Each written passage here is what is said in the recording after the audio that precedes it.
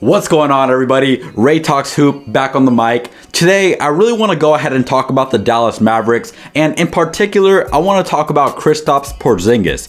Now, for those of you who may or may not know, the Dallas Mavericks lost 3 games in a row before they finally beat the Pacers yesterday. Now, I've made a couple videos on Luka Doncic and the Dallas Mavericks so far into the season, and in those videos, I've made a couple predictions. Well, maybe predictions isn't the right word. A better word would be things I can possibly see happening this season. For instance, one of the things I can possibly see happening this season is Luka Doncic winning the MVP. I made a whole video saying why I think Luka could be the MVP, and I'll go ahead and put it at the end of this video if you want to go ahead and watch that one as well.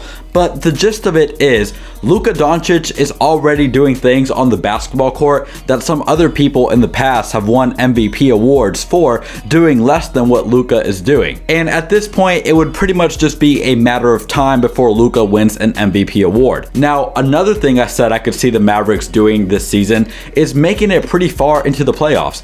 After all, last year, many people didn't even expect them to make the playoffs, let alone make it as the 7th seed, let alone push the Clippers, who at the time many people thought were going to win the championship, push those Clippers to 6 games, and of course, we all remember that phenomenal game winner by Luka. So despite the Mavericks having lost 3 games, I'm still standing right by every single comment I've made about the Mavericks this season. So why is it that I think the Mavericks are going to be a very good team this year? The first player I want to go ahead and talk about is Kristaps Porzingis. This guy is a 7'3" point center essentially. Sure, he plays the 4 and the 5, but this guy is a better shooter than some point guards. He can pass the ball better than other guards. He does a phenomenal job of things that most 7'3" guys cannot even remotely do. And what is it about Porzingis that gives the Mavericks such an advantage?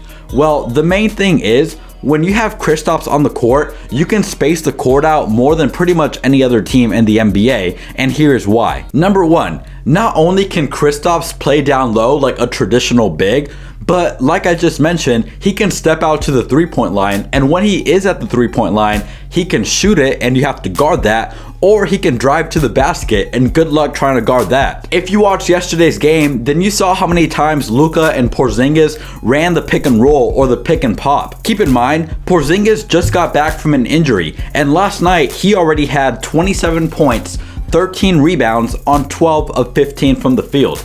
So in other words, this guy just coming off an injury is still unstoppable. And it kind of just makes sense. If you have a 7'3" guy on the court who can drive, who can shoot, who can post up, being unstoppable is pretty much expected at that point. Now, what makes the Mavericks even better in this situation is not only having Kristaps Porzingis, but also having Luka Doncic as a factor. Most teams fail because they focus too much on one thing or another. For example, last night we saw the Brooklyn Nets lose to the Cavaliers, not because they don't have more talent than the Cavaliers, not because they didn't play harder than the Cavaliers, but because they cannot guard a parked car. Sure, Colin Sexton did play a huge role in sealing the deal for the Cavs, but the Cavs made it to double overtime regardless. A mediocre team like the Cavs do not make it to double overtime with a team like the Nets unless they are playing good defense. So here's what I'm getting at with my point about the Mavericks. Not only do the Mavericks have offensive firepower,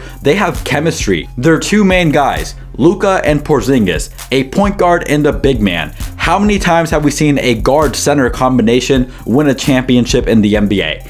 I don't know how many times, but the answer to that question is a lot. So not only do they have Luka Doncic, who is a phenomenal passer, if for some reason he can't get the ball to Kristaps, or if he can't get the ball to somebody else, not only is Luka a great passer, he is one of the best scorers in the entire NBA, and probably the best scorer for people his age. And we haven't even talked about the defensive end of the court for the Mavericks. Porzingis is a phenomenal defender, and this entire season, we've been seeing Luka play way better defense than he has earlier into his career. So right now, the Mavericks are really starting to look like the complete package of an NBA team, which is why I can see them making it far in the playoffs. The Mavericks have a whole season to get good at playing together before the playoffs come around.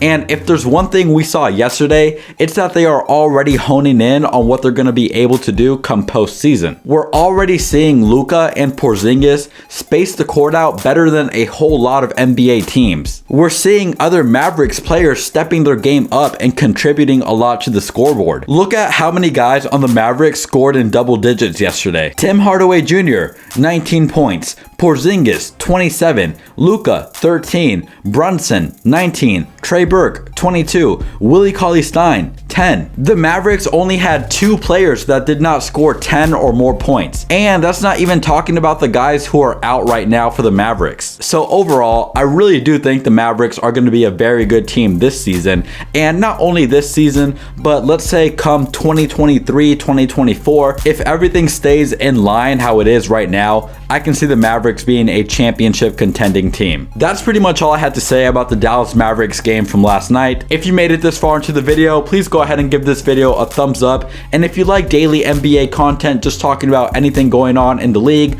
go ahead and hit that subscribe button as well. And if you're still watching this far into the video, give me your suggestions down below on how I can make my videos even better for you as the viewer. Because after all, out of all the channels that talk about games daily or just talk about news in the NBA, my only goal is to have the best quality out there. So if there's anything you would like to see me do better, go ahead and let me know down below. You're not gonna hurt my feelings. So thank you all so much for watching, and I'll see you guys next time. I am out of here.